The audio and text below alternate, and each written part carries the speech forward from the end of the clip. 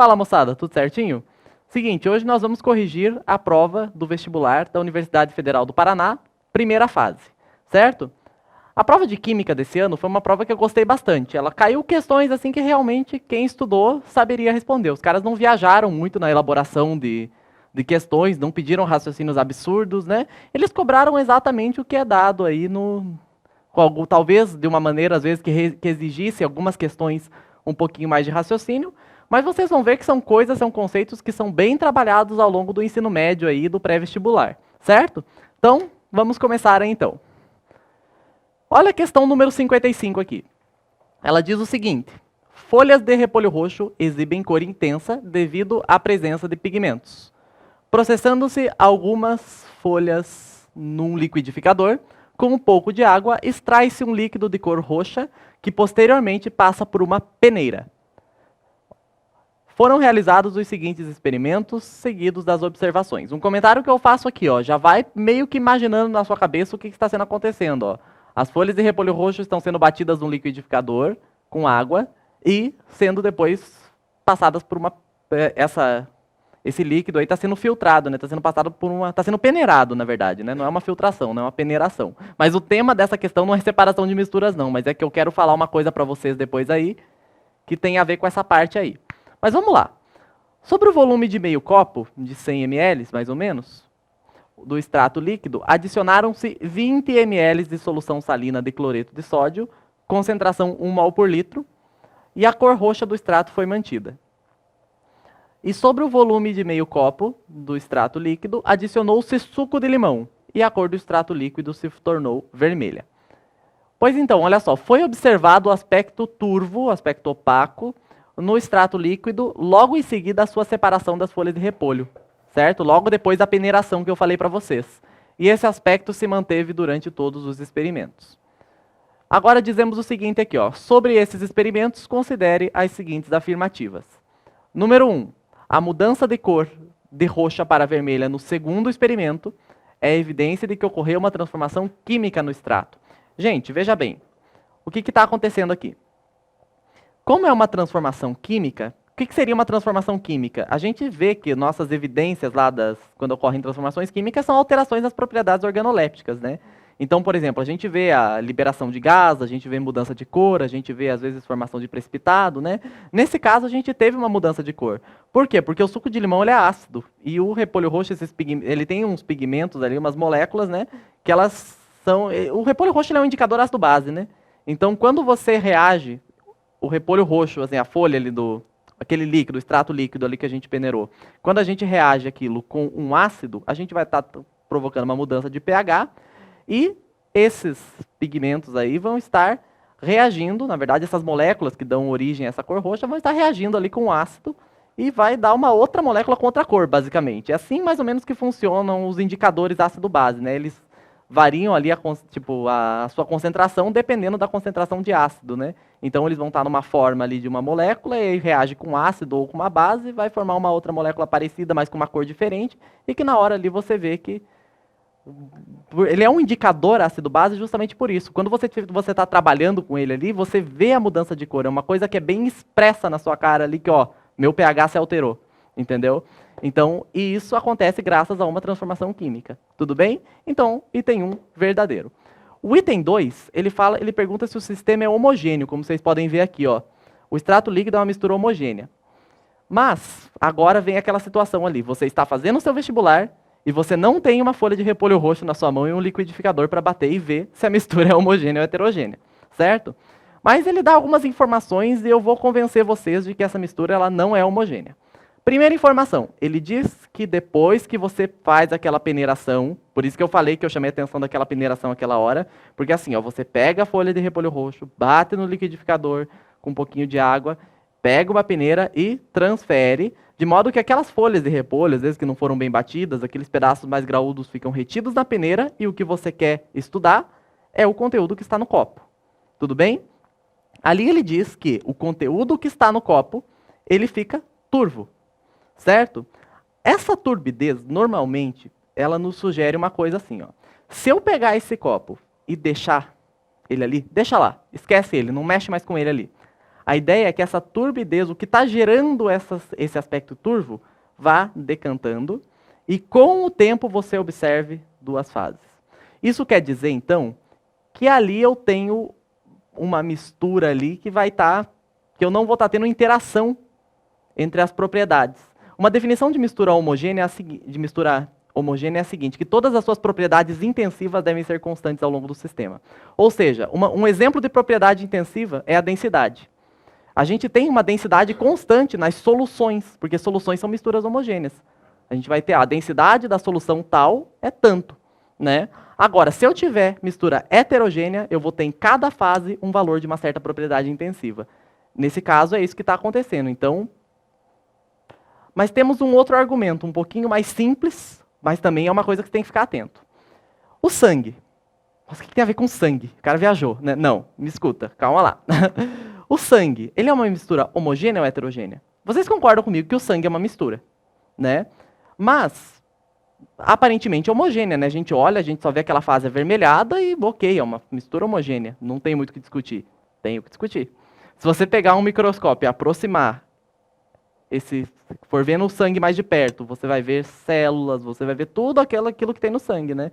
Então, se você olhar bem de perto, numa visão ampliada, você vai ver que não é uma mistura homogênea, e sim uma mistura bem heterogênea, certo? É diferente de você pegar uma mistura de água e álcool, certo? Ou uma mistura de água e açúcar dissolvido. Não importa o quanto você ampliar, você não vai ver mais de uma fase. Isso sim são misturas homogêneas, certo? Então a gente tem que tomar um pouquinho de cuidado nessa definição, que às vezes é uma coisa que às vezes pega a gente aqui.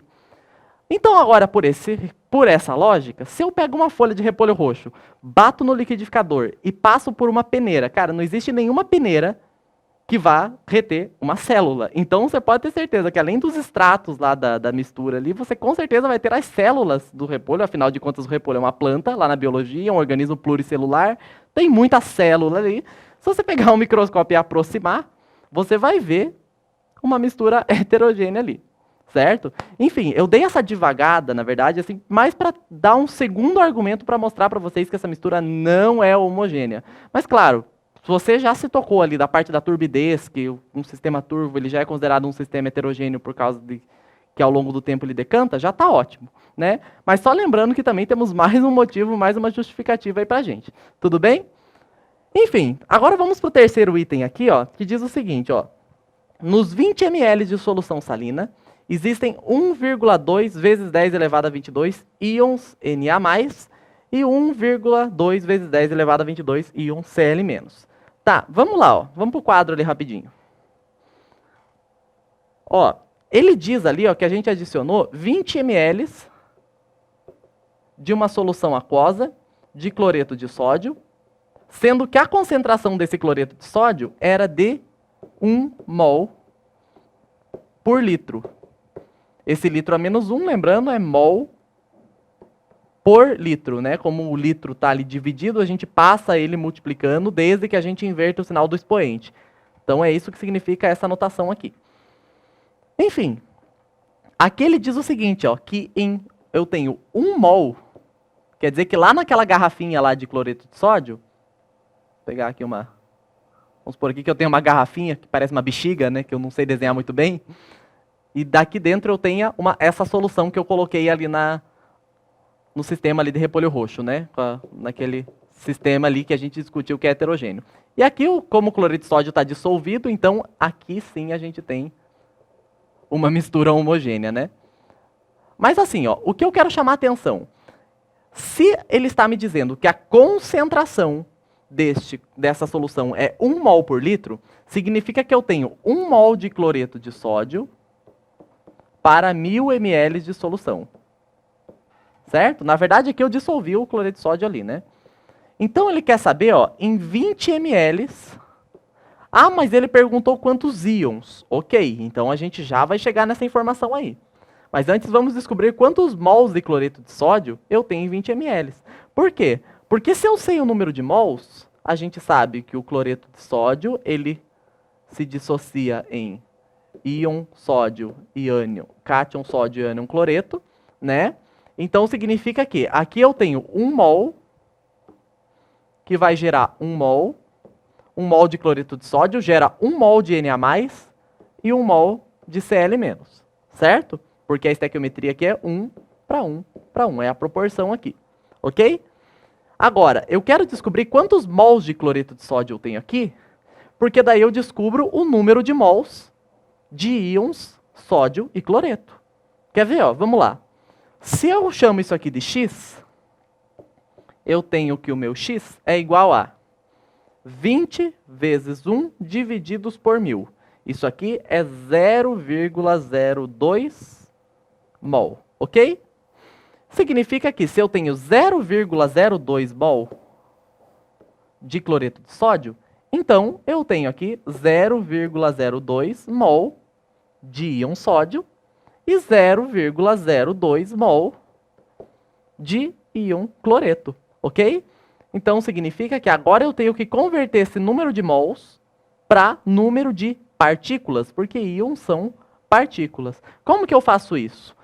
Eu faço isso sabendo que 1 mol, vou fazer em outra cor aqui para ficar bonitinho, eu faço isso sabendo que 1 mol corresponde a 6,02 vezes 10 elevado a 23 partículas. Essas partículas podem ser moléculas, íons, átomos, qualquer coisa, né? 1 mol é 6,02 vezes 10 elevado a 23 partículas. E as partículas que a gente está discutindo aqui são esses íons aqui, né? Aqui é um 1, tá? Só colocar ali para... E já que eu sei que eu tenho 0,02 mol tanto de sódio quanto de cloreto, então eu não preciso fazer duas regras de 3, né? Lá no enunciado ele me deu valores iguais. Vamos ver se agora esse valor está certo, né? Bom, aqui o meu x vai ser 0,02 vezes 6,02 vezes 10 a 23. Isso aí, 6,02 vezes 10 elevado a 23, vai dar 1,204 vezes 10 elevado a 22. Vamos ver se tem alguma coisa a ver ali no item 3, na apostila. Olha, 1,2 vezes 10 a 22. Sódios e 1,2 vezes 10 a 22 cloretos. Então, a gente viu então que o número 1... Opa, que o número 1 está certo. Eu não vou marcar aqui não, gente, senão daqui a pouco vai apagar aqui. Mas, ó, a número 1 é correta e a número 3 é correta. E a resposta onde nós temos as afirmativas 1 e 3 verdadeiras é a alternativa letra C. Tudo bem? Questão 56. As propriedades das substâncias químicas podem ser previstas a partir das configurações eletrônicas de seus elementos. De posse do número atômico, pode-se fazer a distribuição eletrônica e localizar a posição de um elemento da tabela periódica, ou mesmo prever as configurações de seus íons. Sendo o íon cálcio pertencente ao grupo dos alcalinos terrosos, que é o grupo 2, né, e possuindo o número atômico Z igual a 20, a configuração eletrônica do seu cátion bivalente é... Vamos conversar um pouquinho, gente. Essa questão aqui ela não vai nos dar trabalho nenhum. Mas aqui, a princípio, pode parecer a seguinte situação. Quando a gente tiver aqui, vai meio que dar na mesma eu fazer alguma coisa aqui, que é uma coisa que às vezes as pessoas fazem errado, ou se eu fizer do jeito certo. O que eu estou falando? O procedimento padrão para eu fazer esse tipo de exercício, quando eu estou trabalhando com íons, é fazer toda a distribuição eletrônica. Se eu tiver, por exemplo, um Z igual a 20, eu vou ter que distribuir os 20 elétrons e ao final das contas eu retiro 2 da camada de valência. É assim que eu procedo. Mas assim, o que as pessoas às vezes fazem? Né? Elas já descontam os elétrons antes. Ah, é um cátion bivalente, então quer dizer que ela tem 2 elétrons a menos, então eu vou distribuir 18 elétrons. Né? As pessoas às vezes fazem isso. E às vezes isso dá o mesmo resultado. Mas eu falo para vocês tomarem cuidado, resolverem do jeito que eu vou resolver aqui. Por quê? Porque vai que na segunda fase apareça, por exemplo, um metal do bloco D. Aí muda de figura, se você distribuir do jeito que eu tinha falado antes, que é o jeito errado, certo? Então, a princípio, mas a ordem dos fatores não altera porque deu o mesmo resultado. Aqui deu o mesmo resultado, mas nem sempre vai dar, tá? Então, vamos lá, ó. O que eu estou dizendo, ó? Que se a gente for lá para o quadro, se eu tenho Z igual a 20... Então, a gente sabe montar o diagrama de Pauling, né? Então, como é que a gente faz? Na verdade, cada professor aí dá seus macetes, né? O que eu dou normalmente é aquele lá, que você monta a escadinha de 4 degraus, né? 1, 2, 3, aqui ó, tem 1, 2, 3, 4. Aí aqui, esse aqui é o dobro do tamanho, porque daí agora eu volto, ó. 1, 2, 3. E esse último aqui eu também dobro de tamanho, certo? E fecho aqui, ok? Então eu vou ter aqui, ó, o subnível F, aqui eu vou ter o subnível D, aqui eu vou ter o subnível P, aqui eu vou ter o subnível S, certo? Aí aqui, a princípio, acho que é onde eu coloquei o SPDF aqui, eu vou ter que ficar, então, fecho aqui os quadradinhos. E eu vou ter aqui, ó, 1, 2, 3, 4, 5, 6, 7 níveis de energia e os 4 subníveis, ok? Aí eu tenho aqui, ó, S2, P6, D10 e F14. Aqui, 1, 2, 3, 4, 5, 6, 7. Aí sim, um S2. Deixa eu ver se eu consigo deixar um pouquinho mais fino aqui, para ver se entra. Então, aqui vai ser um S2, 2S2, 3S2, 4S2, 5S2, 6S2, 7S2. Certo? Aqui, ó, 2P6, 3P6, 4P6, 5P6, 6P6, 7P6, né? Ah, não tá dando pra ver, calma, então vai seguindo o que eu tô fazendo aí, né? Química a gente não estuda, às vezes, só olhando a pessoa resolvendo aí de braço cruzado, como se estivesse vendo um desenho animado, né? Você trate de pegar o seu caderno aí e ir anotando junto comigo, tá? Se você for fazer segunda fase ainda, o seu caderno já devia estar aí. Então, olha só, 3D10, aqui eu dou puxão de orelha mesmo, sou pago pra isso. 4D10, 5D10 e 6D10. Aqui, então, 4F14 e 5F14, certo? Aqui ficou meio espremidinho, mas basicamente, ó, é relacionar a linha com a coluna. Então, 1S2, 2S2, 2P6, 3S2, 3P6, 3D10, né? Enfim, e agora a gente faz aquelas setas em diagonal, né? De modo que ela passe sempre aqui pelo meio de cada quadradinho, para a gente não contar o mesmo quadradinho duas vezes por engano, né? Então, reparem que eu estou tomando esse cuidado aqui, ó. Sempre cortando os quadradinhos pelo meio, ó. E eu chego no meu diagrama. Então, agora, seguindo a direção das setas em diagonal, eu faço a minha distribuição até chegar em Z igual a 20. Porque se eu faço para o cálcio neutro, 20 é o cálcio, tá? Não sei se ele diz ali na questão, não lembro agora, mas eu lembro de cabeça. Enfim, se eu tenho um átomo com 20 prótons, ele é um átomo neutro, eu tenho, então, 20 elétrons para distribuir. Porque se o átomo é neutro, o número de prótons é igual ao número de elétrons, eu não vou ter carga. Então, o que eu vou ter é o seguinte, ó. 1S2, 2S2, 2P6. Estou seguindo essa regra aqui, ó. 1S2, 2S2, 2P6, 3S2.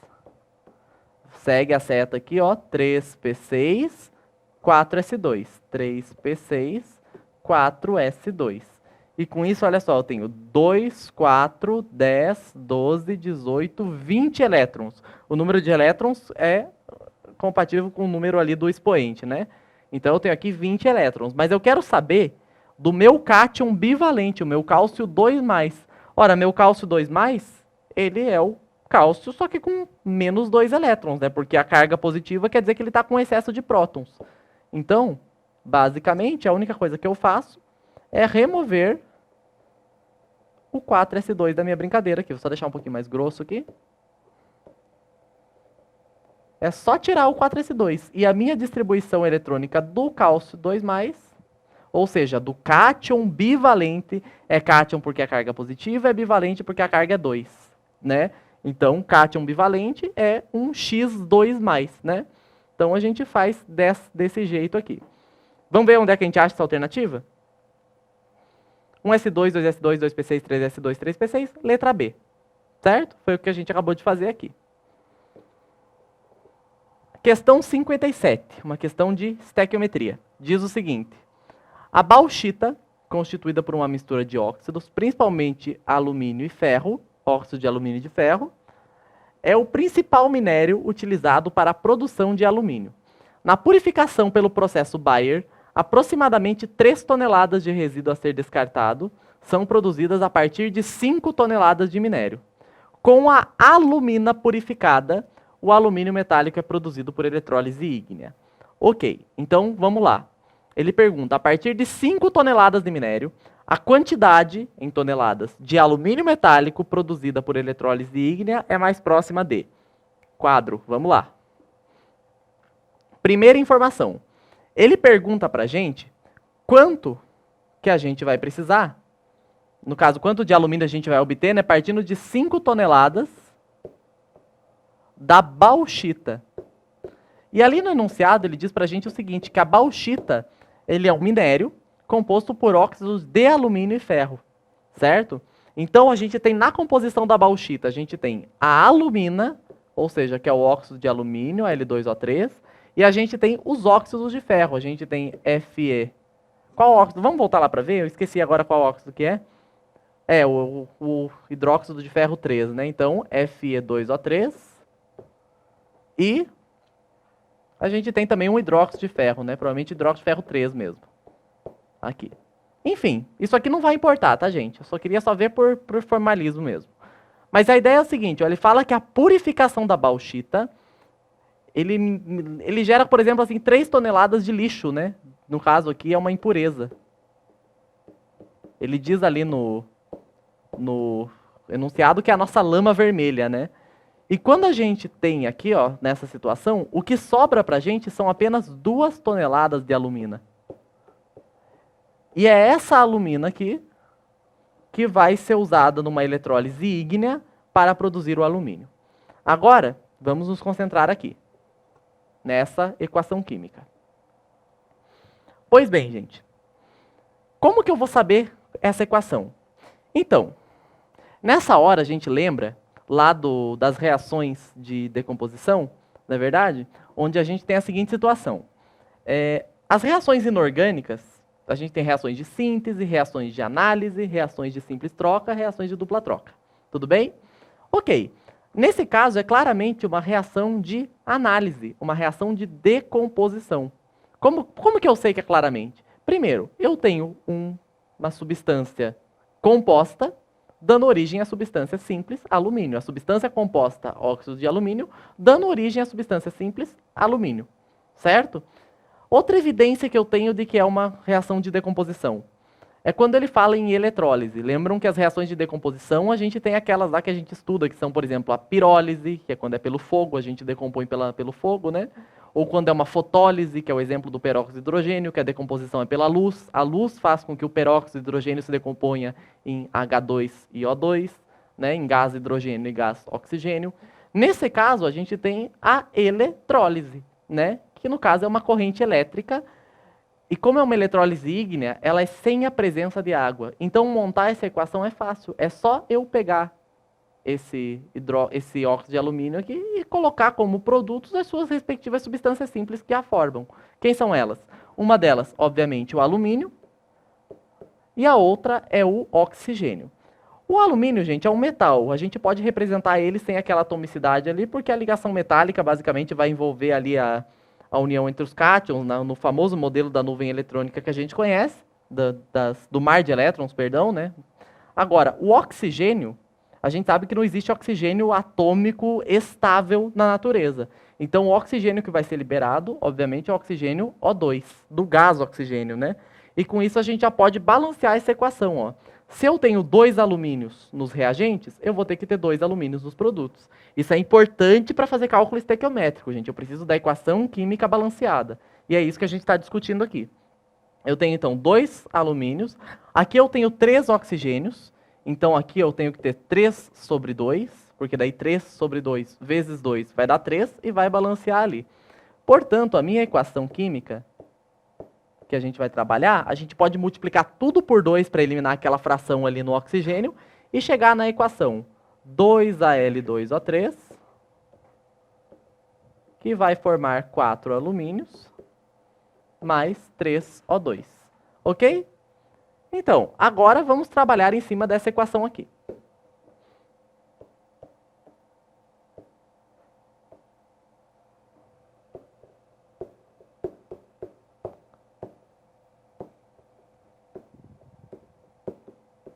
aqui.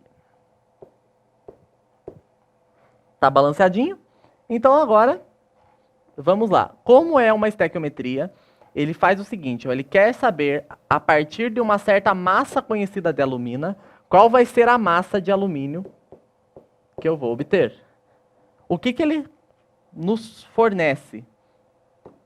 Bom, ele pergunta a massa de alumínio e nos fornece 5 toneladas de bauxita, sabendo que dessas 5 toneladas, 3 é descarte, então a gente vai ter 2 toneladas.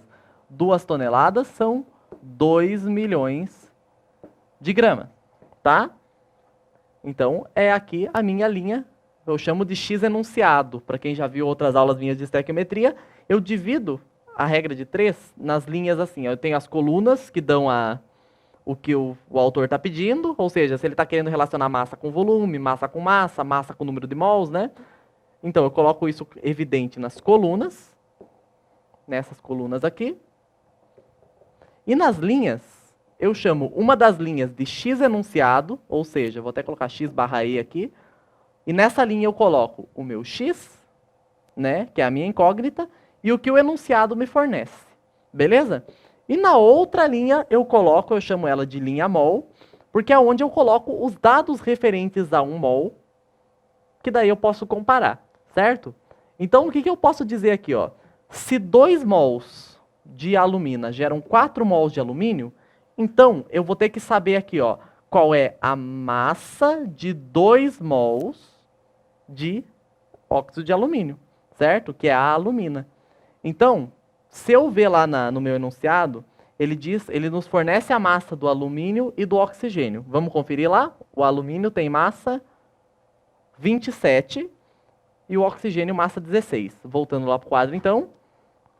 Então, aqui, ó, alumínio, Al2O3. Então, eu tenho 27 vezes 2, mais 16 vezes 3. O resultado dessa conta, 27 vezes 2, mais 16 vezes 3, 102. Ora, se eu sei que eu preciso de 2 mols de óxido de alumínio para formar 4 mols de alumínio, então na linha mol eu tenho que respeitar essa proporção. Aqui, então, eu vou ter que usar a massa de 2 mols de óxido de alumínio. E aqui eu tenho que usar a massa de 4 mols de alumínio, ou seja, 4 vezes 27. Ok? Isso aqui vai me dar 204 gramas. E isso aqui vai me dar 27 vezes 4, 108 gramas. Tudo bem? Porque eu tenho que seguir a proporção da reação. Por isso que isso acontece. E agora sim, ó, a regra de 3, eu posso fazer ela bem pequenininha aqui no cantinho, ó. Eu fiz todo esse rabisco aí para vocês entenderem de uma vez por todas como que a gente monta essa regra de 3. Então seria aqui, ó, se 2 milhões de gramas me dão origem a X gramas de alumínio, 2 milhões de gramas de óxido de alumínio me originam X gramas de alumínio, sabendo que se eu reagir 204 gramas de óxido de alumínio, eu vou ter a produção de 108 gramas de alumínio, certo? Então, é essa a proporção que eu uso, é essa a lógica da questão. O meu X vai ser 2 milhões vezes 108 divididos por 204. Isso vai me dar 1,06 toneladas.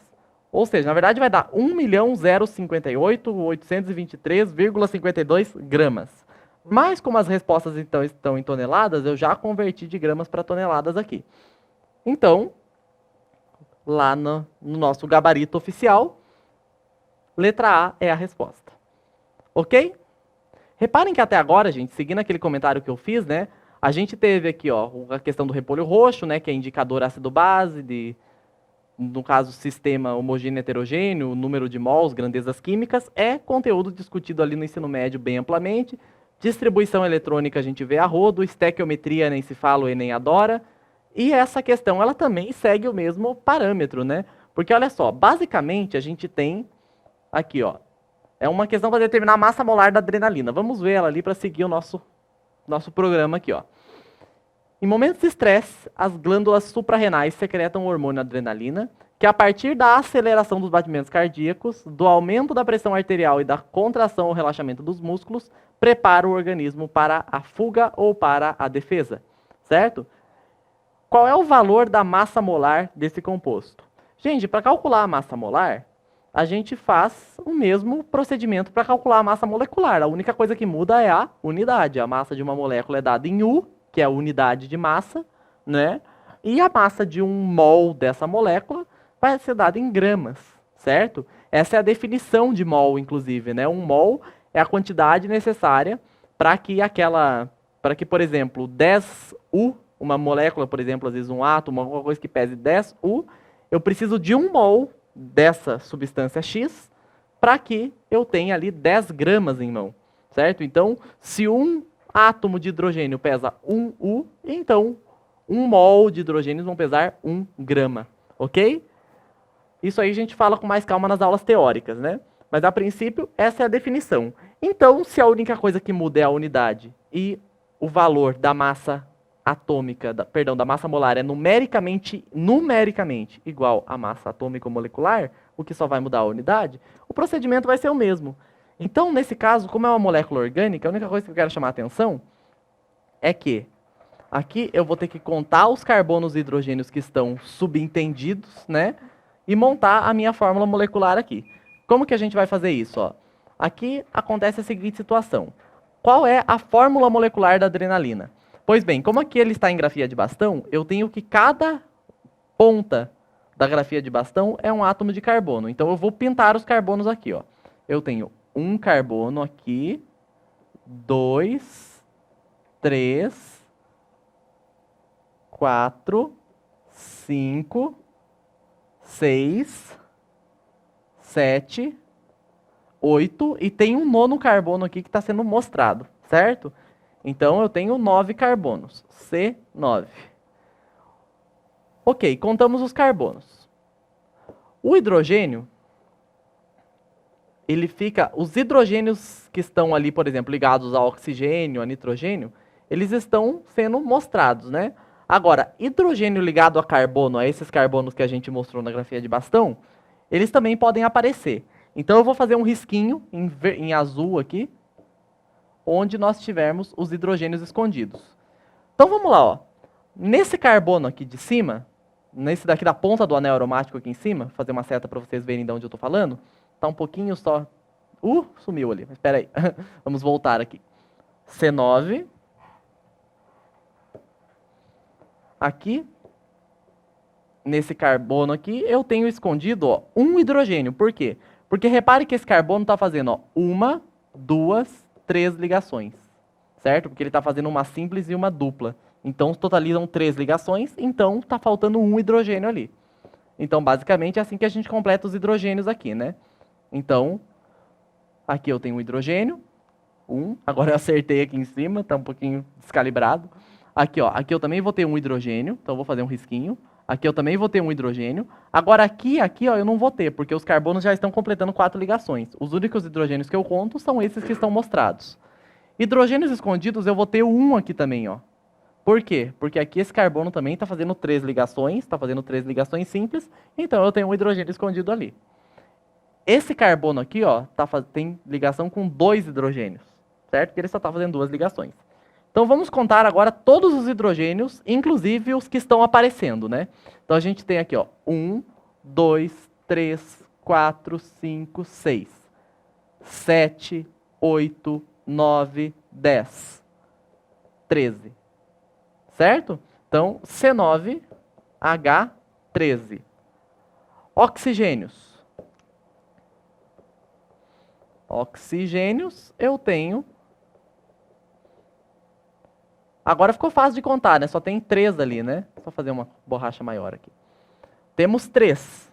Tem um aqui, que eu estou passando a borracha em cima, esse aqui e esse aqui. Então, significa que eu tenho O3. E o meu nitrogênio só tem um ali, né? Então, N. Agora, o que eu faço? Eu uso esses dados aqui e somo tudo, ó.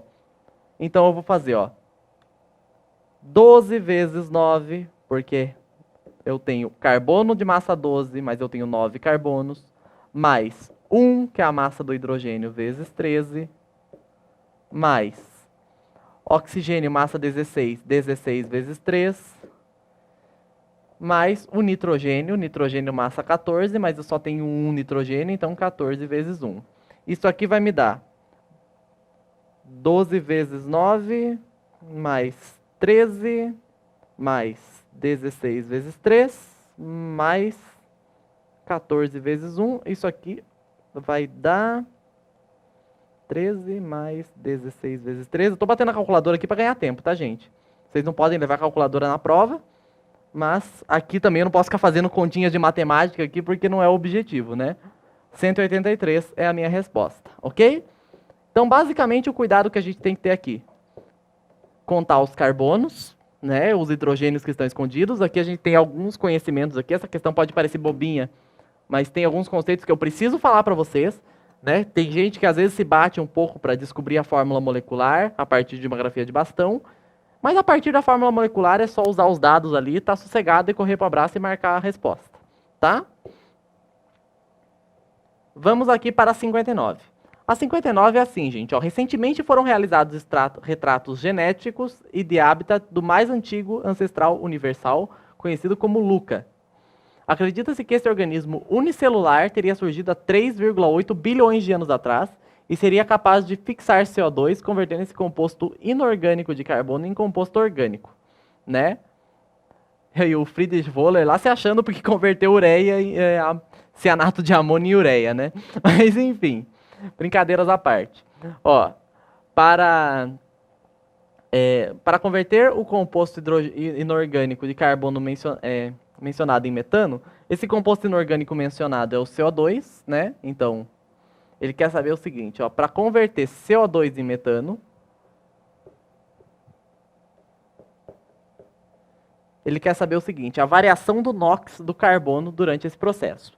Então, a gente pode fazer de duas formas. Então, vamos lá pro quadro. O NOx de um composto covalente, normalmente a gente gosta de fazer da seguinte maneira, ó. Eu gosto de montar as estruturas. Eu vou fazer primeiro do jeito mais difícil, depois eu faço do jeito mais fácil, tá? Mas vamos montar aqui as estruturas, as fórmulas estruturais, né? E vamos lembrar daquela teoria lá, ó, que quando eu tenho, por exemplo, uma ligação, aqui no caso, eu tenho uma diferença de eletronegatividade, onde o oxigênio é mais eletronegativo que o carbono. Então aqui, ó, é como se esses dois elétrons que pertenceriam ao carbono tivessem sendo retidos para o lado do oxigênio. Isso gera uma carga parcial negativa, tá? Aqui, e uma certa carga parcial negativa aqui também. E, basicamente, como ele está atraindo dois oxigênios, a gente diz que aqui o NOx dele, tá? Isso aqui não tem a ver, ele não é uma carga real, tá? É só um estado de oxidação. É 2 menos e 2 menos. Portanto, aqui, ó, eu tenho a situação onde esse carbono aqui, ele é 4 mais. Certo? Então, agora, no metano, eu já tenho uma situação inversa. Ó. O carbono, ele é mais eletronegativo que o hidrogênio, certo? Lembram lá daquela nossa ordem decrescente de eletronegatividade, né? É o famoso fui ontem no clube, briguei e saí correndo pro hospital. Ó, o carbono é mais eletronegativo do que o carbono. Então, ele puxa os elétrons do hidrogênio. Então, esses hidrogênios eles vão ficar com uma carga parcial positiva. Muito pequena, tá, gente? Isso aqui, tanto é que essa questão até achei um pouco estranha. Porque lá na química orgânica que a gente vê, lá nas reações orgânicas, lá na faculdade, essa diferença ela é bem... Ela tem lá uma leve importância para contribuir com o efeito indutivo. Eu estou explicando isso para os que já estão na graduação e estão me assistindo. Mas, basicamente, a gente quase não usa, né? Tanto é que a gente, às vezes, até se refere em estado de oxidação zero, porque é como se tivesse aquela situação, assim, que a gente tem uma cadeia carbônica mesmo, né? Onde a gente tem, por exemplo, um carbono ligado a um carbono ligado a outro carbono, aí a gente não vai ter diferença, né? Então, o estado de oxidação zero. E, normalmente, a gente brinca com estados de oxidação realmente nessas reações redox, mas não como é esse caso aqui, né? A ideia de transformar CO2 em metano foi um exemplo bem pedagogicamente didático usado aí para a questão do vestibular. Então, aqui seria como se fosse uma carga mais um, mais um, mais um e mais 1, e aqui tem que ficar então menos 4 para contrabalancear. A variação do NOx, ela vai de mais 4 até menos 4. Então eu pego NOx final, menos o NOx inicial, então menos 4 menos mais 4, isso aqui vai me dar, em módulo, vai me dar o módulo de menos 8, então eu vou ter aqui 8 unidades. Qual que é o jeito mais fácil, Machado, que você falou que ia fazer pra gente? É aquele jeito lá que vocês estão acostumados a fazer, né? É que para compostos covalentes eu gosto de mostrar ali certinho, mas da onde que vem essa ideia, né? Porque senão fica uma coisa um pouco estranha. Mas, ó, o jeito que a gente está acostumado a fazer é aquele um lá, né? Se a gente pega, por exemplo, ó, o O2, o oxigênio tem carga 2-, aqui vai dar carga menos 4. Aqui, então, para contrabalancear esse menos 4, eu vou ter que ter mais 4, né? Então, na verdade, aqui eu tinha que só mostrar isso aqui, né? Mas menos 2 é a carga do oxigênio, mas como são 2 oxigênios no total, eu tenho menos 4. Aqui, como eu só tenho um carbono, então esse mais 4 vai tudo para ele. Agora, no caso do CH4, ó, o hidrogênio tem o NOx mais 1. Como são 4 hidrogênios, então aqui vai dar mais 4. Então, para contrabalancear e dar 0 aqui em cima, eu vou ter que ter menos 4 para o carbono. E como eu só tenho um carbono aqui, todo esse menos 4 vai para ele. A variação do NOx do carbono vai de mais 4 para menos 4, ou seja, varia em 8 unidades. Ok? Então, lá na apostila, 8 unidades. Agora, vamos falar aqui ó, da questão 60, que provavelmente foi uma das que mais deu trabalho para vocês. Então, olha só. No experimento, foi montada a aparelhagem mostrada na figura ao lado. Um tubo contendo 20 ml de ar, agora é a hora que eu vou até começar a destacar aqui, porque esse exercício ele é bem louco. 20 ml de ar, aqui, está imerso na água da cuba. Pode-se considerar que a composição do ar é 80% de nitrogênio e 20% de oxigênio. O óxido nítrico, que é o NO, formado no gerador, passa pela mangueira até chegar no tubo imerso na água, como ilustrado. Ou seja, eu estou gerando óxido nítrico aqui, esse óxido nítrico está passando pela mangueira e está chegando no tubo. Quem ele vai encontrar no tubo? Ele vai encontrar o gás nitrogênio e o gás oxigênio.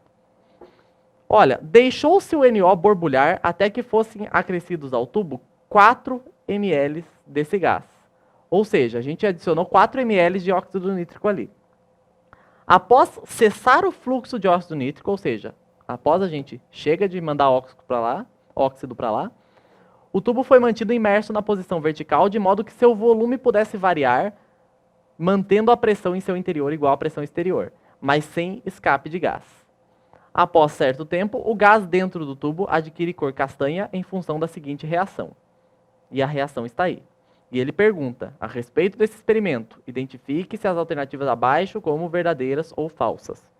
Ok, a primeira diz assim, ó, que o óxido nítrico o óxido nítrico é reagente limitante da reação. Certo, vamos lá. O que ele nos diz é o seguinte, ó, a reação está ali em cima. Eu vou ver se eu consigo um espaço aqui embaixo, eu não vou para o quadro agora não, porque eu acho que vai dar para resolver aqui mesmo.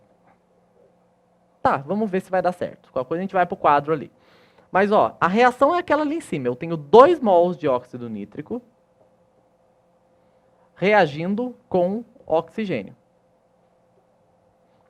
O que a gente tem? A gente tem que, basicamente, a reação, eu tenho 2 mols reagindo com 1 mol. Vamos supor que a gente estivesse trabalhando nas condições normais de temperatura e pressão, nas CNTP, certo? Nessas condições normais de temperatura e pressão, eu tenho que o volume de 1 mol de qualquer gás ideal é 22,4 litros. Então, teoricamente, aqui, ó, eu teria 44,8 litros, porque aqui eu tenho 2 mols de óxido nítrico, reagindo com 22,4 litros de gás oxigênio.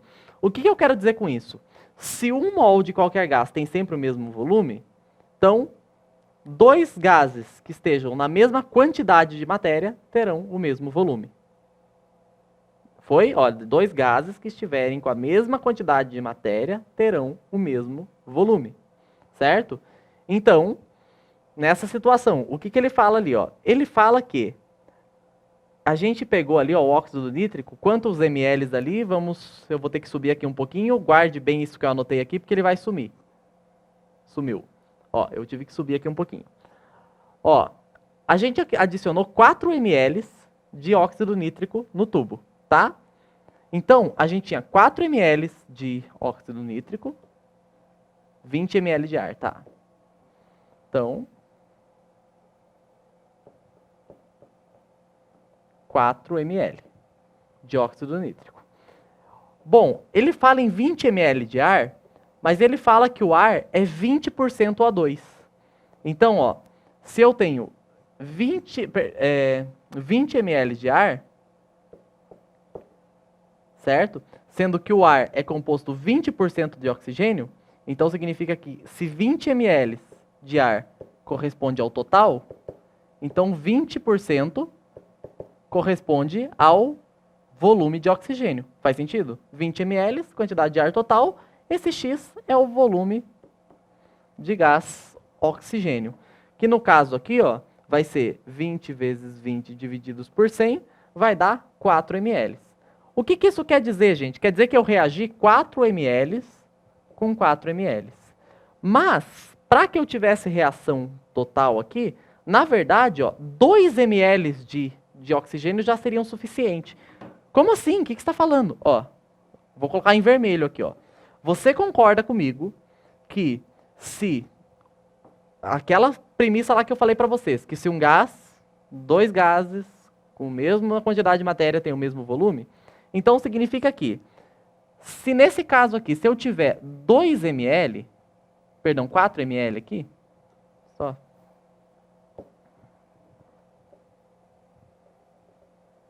Se eu tiver 4 ml, vou fazer bem detalhado isso aqui, gente. Tentem me acompanhar aqui. Claro, você não vai tomar esse tempo para resolver uma questão, mas eu vou fazer bem devagar para vocês entenderem o que foi pedido. Ó, se eu tivesse 4 ml aqui, para 2 mols, e se a reação é 2 para 1, e lá no começo eu tinha feito aquele esquema que eu pedi para vocês guardarem, que se 2 mols aqui, ó, vou fazer de novo aqui no cantinho. Ó, se 2NO reage com 1 O2, então eu tenho 2 mols reagindo com 1 mol, então eu teria 44,8 litros reagindo com 22,4 litros. O que eu quero chamar a atenção é que a reação aconteceria completamente se eu usasse 2 ml aqui. Tá, mas o que isso quer dizer? Agora eu vou falar e eu espero que você tenha aquela sensação de, ah, já ouvi falar disso. Já que isso aqui é a proporção estequiométrica, que é o que a gente está falando que é o que vai dar certo, mas nem sempre quando a gente está fazendo uma reação a gente usa exatamente as proporções. Bonitinho, a gente sempre pode usar um excesso de um reagente para garantir mesmo que tudo reaja. Porque na prática, às vezes, a proporção estequiométrica pode não dar um rendimento tão legal. Mas isso tem a ver mais por questões práticas mesmo, né? Às vezes a gente pode ter perdas experimentais, às vezes a gente pode ter qualquer incidente ali no laboratório. Então, às vezes, a gente coloca um excesso de um reagente para garantir que aquilo que a gente está sintetizando vai dar um rendimento bom e a gente vai ter uma grande quantidade, uma quantidade legal de produto para trabalhar. Então, o que eu estou falando? Eu estou falando que o oxigênio é reagente em excesso. Se o reagente, esse reagente aqui, o oxigênio, está em excesso, o outro reagente só pode ser o reagente limitante. Essa é a definição, gente. O reagente limitante é aquele que limita a reação, certo? É aquele que, quando você coloca, ele que manda a concentração ali, vamos dizer, né? Então, nesse caso aqui, nessas proporções, o reagente limitante é o óxido nítrico, certo? Porque o oxigênio ele está em excesso e isso não vai mudar muita coisa. Isso só vai garantir mesmo que todo óxido nítrico reaja, né? Por isso que a gente coloca um excesso de oxigênio para falar, não, vai reagir tudo mesmo, né? Então, a primeira alternativa é verdadeira. Olha, em relação à condição imediata, depois de cessado o fluxo, o volume de gás dentro do tubo irá diminuir após o gás ficar castanho. Ok, gente, vamos lá. vamos ver se isso funciona na prática. O volume de gás. Isso, de novo, a gente vai ter que usar essa estequiometria, mas ela não vai ser complicada. Agora que eu já enrolei um monte de vocês aí para dizer, ó, é assim que funciona, tem que tomar cuidado com isso, tem que lembrar que um volume de um gás, né, dois gases com a mesma quantidade de matéria tem o mesmo volume. Já não sei quantas vezes eu falei isso hoje, né? Mas olha só, o que eu quero chamar a atenção. Aqui no segundo item, ele fala em diminuição de volume. Vamos ver se isso acontece? Olha só. Eu tenho 2 mols de NO reagindo com O2, e isso aqui vai formar o 2NO2. Ó, gente, a minha situação inicial, eu tenho isso aqui no tubo. Tudo bem? Ou seja, eu tenho 44,8 litros, por exemplo. Eu vou fazer com a proporção molar, você pode fazer... Ou melhor, vamos usar essa proporção aqui do exercício, então. Ou melhor, vamos usar as duas, para garantir. A gente tem tempo. Não sei você aí que está me assistindo. Se você está com pressa, pausa o vídeo e volta depois, porque eu tô com tempo aqui, estamos de boas. Vamos entender esse exercício aqui. Muita gente reclamou dele. Então, vamos fazer de todos os jeitos que a gente puder.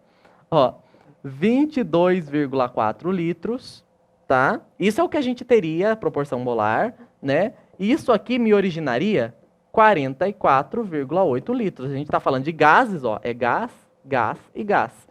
Então, eu já nem especifico, porque um mol de uma certa quantidade de qualquer gás, 2 gases com a mesma quantidade de matéria terão sempre o mesmo volume, tá?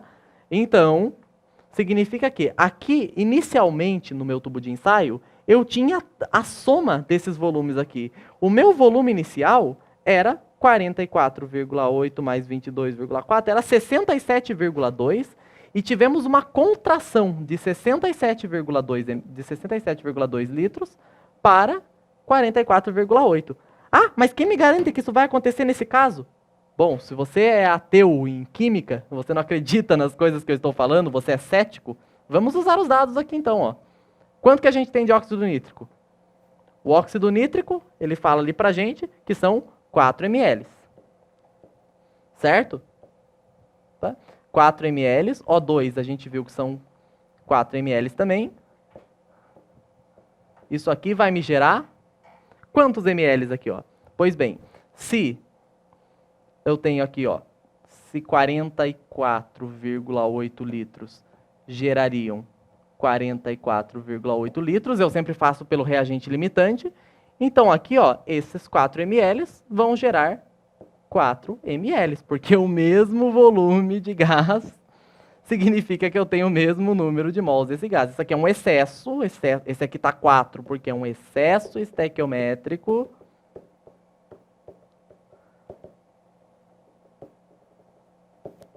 Excesso estequiométrico, onde eu tenho a situação de que apenas 2 mols reagirão. Mas ainda assim, a situação inicial é que eu tenho aqui 8 ml na situação inicial e apenas 4 ml na situação final.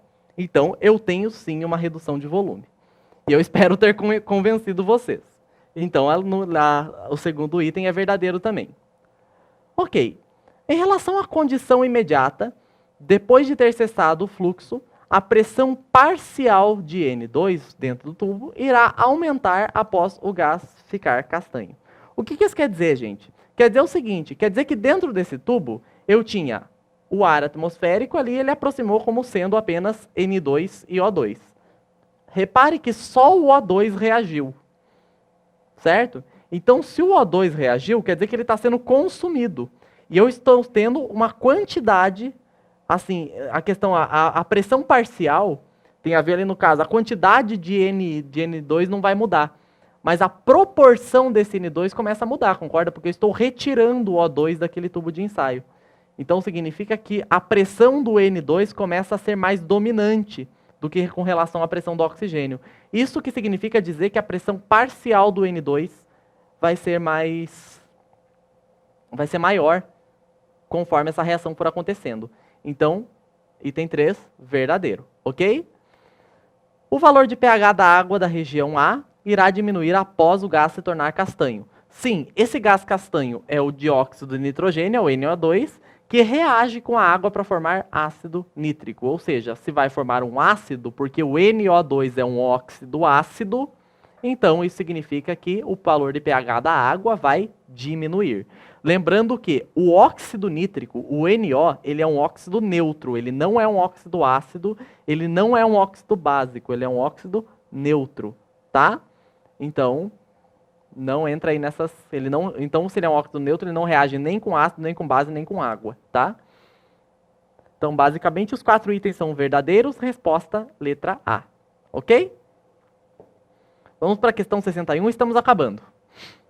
Olha, o ácido ascórbico é uma das formas da vitamina C que apresenta propriedade antioxidante. Na indústria de alimentos, ele é largamente utilizado como aditivo para prevenir a oxidação. Uma maneira de analisar a quantidade de ácido ascórbico em bebidas é através de uma reação de oxirredução utilizando iodo. Com base nisso, foi montada uma pilha, conforme a ilustração ao lado, contendo eletrodos inertes de platina ligados a um voltímetro. Foram mantidas condições padrão para o experimento, no caso 298 Kelvin, 1 atm, 1 mol por litro. Na verdade, condições padrão normalmente é 1 bar, né? E isso não é uma piada, porque bar é uma unidade de pressão. Aqui ele diz ATM, é quase parecido. 1 bar e 1 ATM os valores são bem parecidos. Mas tudo bem, né? Vamos deixar aí, só um comentário. Para o experimento, e no instante em que se fechou o circuito, conectando-se os fios ao voltímetro, o valor de potencial medido foi de 0,48 volts. Então, olha só. Sabendo que o potencial padrão de redução de iodo a iodeto é de 0,54 volts, o potencial padrão da reação abaixo é. Então, o que acontece? Ó? Basicamente, o que ele nos diz é que, quando ele fez essa pilha de ácido ascórbico e iodo, eles mediram um valor de potencial de 0,48 volts. E ele quer descobrir quanto vale a diferença de potencial aqui no caso dessa reação que está sendo colocada. Então vamos lá. Quadro. Vamos usar o quadro. Pois bem, gente, mas antes vamos fazer alguns comentários. O ácido ascórbico, ele é um antioxidante. Tudo bem? O que isso significa? Um antioxidante é uma espécie que remove radicais livres do organismo. Certo? Então, a dinâmica é mais ou menos assim. Um radical livre, ele tem a tendência de, se ele é um oxidante, vamos chamar o radical livre de oxidante. Quando vocês estiverem lá na graduação, para quem for para a área química, farmacêutica, vai ouvir muito o nome EROS. EROS é espécie reativa de oxigênio. Tá? Esse S que eu falei no final, que são espécies reativas, então são as EROS. Né? E basicamente é o seguinte, são os radicais livres que a gente pode dizer que são oxidantes.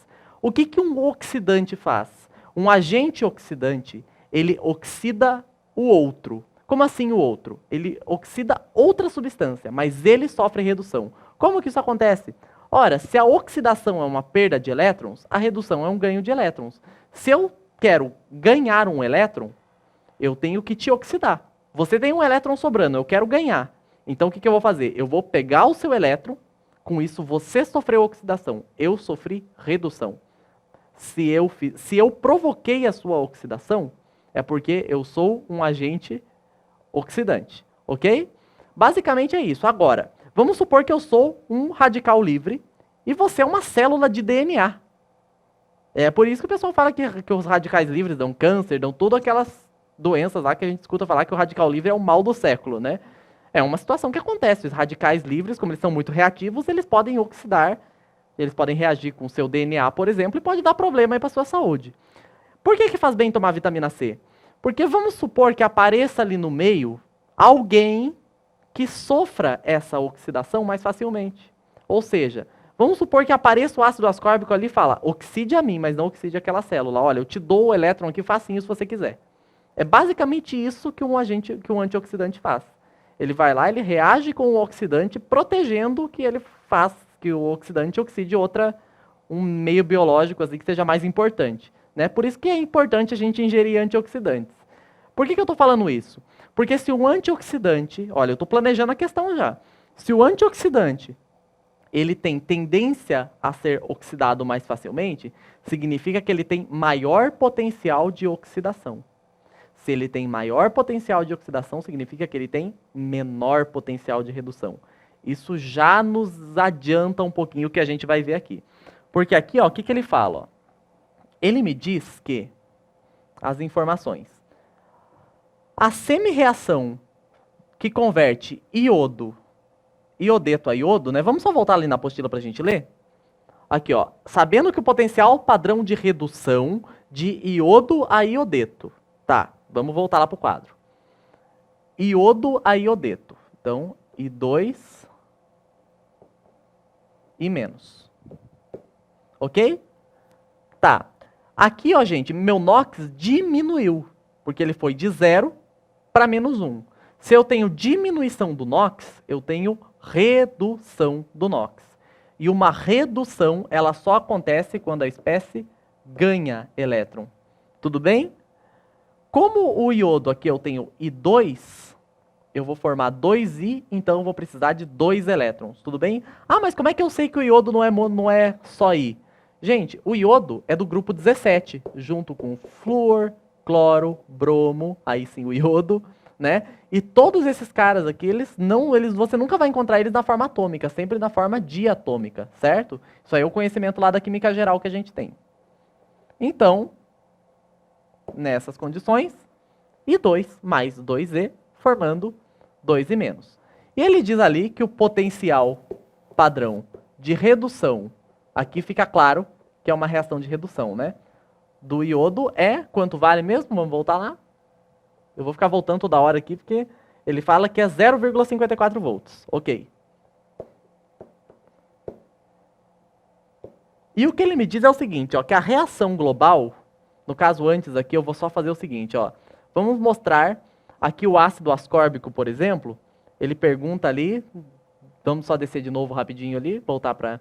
Ó, ele diz que a redução do ácido dehidroascórbico é o que a gente quer descobrir, certo? A gente quer descobrir a voltagem disso aqui, sabendo que a pilha de iodo com aspirina, com ácido ascórbico, deu 0,48 volts. Então, o que eu vou mostrar? Eu vou representar da seguinte maneira lá no quadro. Ó, o ácido, que eu vou chamar de ácido dehidroascórbico, mais os seus 2 elétrons, aí tem mais 2H+ ali, mas por enquanto a gente vai ignorar eles, vai formar o ácido ascórbico, certo? E aqui a gente vai ter um potencial de redução que a gente quer descobrir. E sabendo que o potencial da pilha,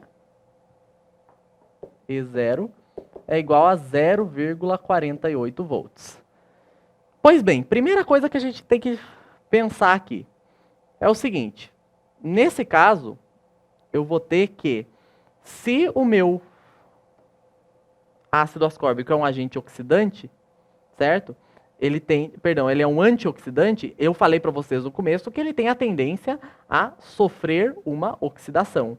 Então ele vai ter que ter um menor potencial de redução. Se ele tem um baixo potencial de redução, eu não posso, de maneira alguma, em uma reação redox, as duas reações sofrerem redução ou as duas reações sofrerem oxidação, tá? Então isso já é uma coisa que eu adianto para vocês. Nesse caso, o que a gente faz? A gente inverte a equação, faz o caminho inverso.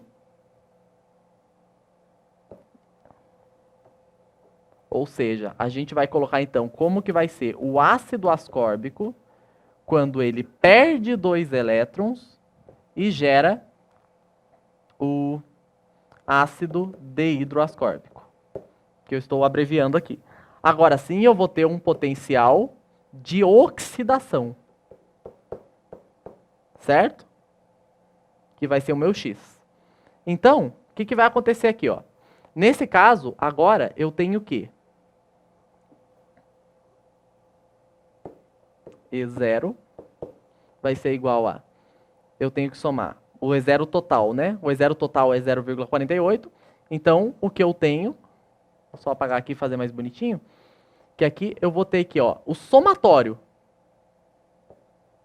de 0, aqui o E0 total, né? 0,54 mais X vai ter que ser igual a 0,48. Ok? Nessas situações, ó, o que vai acontecer?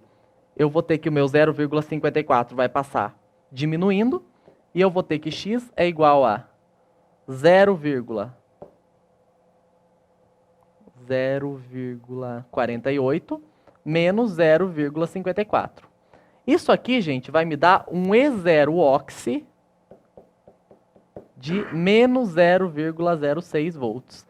Ele pergunta o E0 RED, o potencial padrão de redução, que é o que a IUPAC nos oferece, né? O que ela diz pra gente assim, ó, o potencial padrão de redução. Dificilmente eles falam em potencial padrão de oxidação. Então ele pergunta o E0 RED. Quanto vai ser? É só trocar o sinal. Se para trocar de oxidação para redução só inverto a equação, então aqui, ó, um E0 RED seria menos X, né? Então, menos 0,6 dá 0,06 volts. Ok? Vamos ver se a gente acha essa resposta? 0,06 volts. É o gabarito marcadinho ali. Tudo bem? Então, vamos lá. 62. Poucos meses antes das Olimpíadas, claro que tem uma questão de Olimpíadas, né? Veio a público um escândalo de doping envolvendo atletas da Rússia. E entre as substâncias anabolizantes supostamente utilizadas pelos atletas envolvidos estão o turinabol e a mestaterona. Esses dois componentes são estruturalmente muito similares à testosterona e utilizados para aumento da massa muscular e melhora no desempenho dos atletas. Pergunta-se quais as funções orgânicas oxigenadas que estão presentes em todos os compostos citados. Gente, a questão é a seguinte, função orgânica é sentar e ler, é sentar e ver e decorar e associar, lembrar dos padrões lá, por exemplo, que uma C dupla O, isso aqui é uma C dupla O, né? Aqui. Uma C dupla O entre carbonos caracteriza uma cetona, e que o OH ligado a um carbono sp3, ou seja, um carbono saturado, isso caracteriza um álcool, né? E repare que a gente vê cetonas e álcoois nas três. São funções oxigenadas, né? Então, aqui a gente tem um aleto, né? Então, não é oxigenado, é halogenado. Então, a única coisa que a gente vê aqui mesmo são cetonas e álcoois, tá? Isso aí a gente vê lá quando a gente começa a ver as funções orgânicas, e a gente tem que memorizar mesmo que as cetonas, elas têm essa carinha aqui, né? C dupla O entre radicais, que os álcoois são a hidroxila ligada no carbono de simples ligações, enfim. Isso aí lá na primeira aula de química orgânica a gente vê todas as funções orgânicas lá, né? Então, resposta cetona e álcool. E por fim, ó, falando em orgânica, a qualidade de um combustível é caracterizada pelo grau de octanagem, né? Esse aqui é o isoctano ali no cantinho. Hidrocarbonetos de cadeia linear têm baixa octanagem e produzem combustíveis pobres.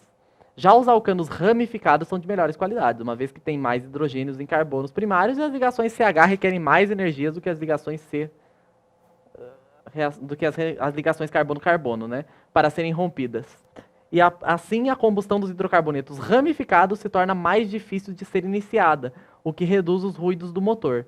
E o isoctano é um alcano ramificado que foi definido como referência e o seu grau de octanagem foi atribuído o valor de 100. A fórmula estrutural do isoctano é essa mostrada ao lado aqui. E ele quer saber o nome IUPAC. Basicamente, todo esse texto para te perguntar o nome IUPAC do isoctano. Como que eu faço isso? O nome IUPAC do isoctano é simplesmente, eu seleciono a cadeia principal. A cadeia principal é a maior sequência de átomos de carbono nesse caso. E eu começo a numerar de modo a dar o menor valor, né? Então seria aqui, por exemplo, 1, 2, 3, 4, 5.